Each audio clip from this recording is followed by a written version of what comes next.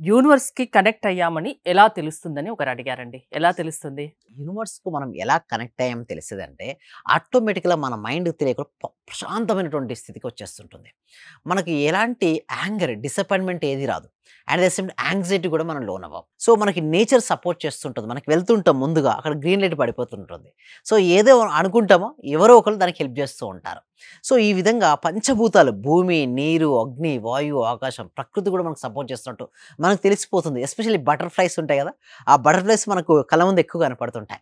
ఇంకొకటి కొన్ని నంబర్స్ ఉంటాయి. లైక్ 6666, 88 ఏంజెల్ నంబర్స్ కనబడుతుంటాయి. సో, మీరు వెళ్తున్న కొద్దీ మీకు తెలియని ఒక ఆనందం అనేది మీ లోపల కలుగుతుంటుంది మేడం.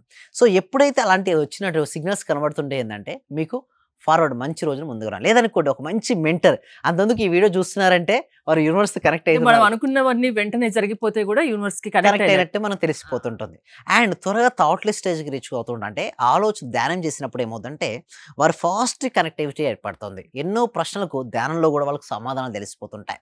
సో, ఇలా రకరకాలుగా ఏంటంటే వారు యూనివర్స్‌కి కనెక్ట్ అయినట్టుగా మనం తెలుసుకోవచ్చండి హరిత గారు.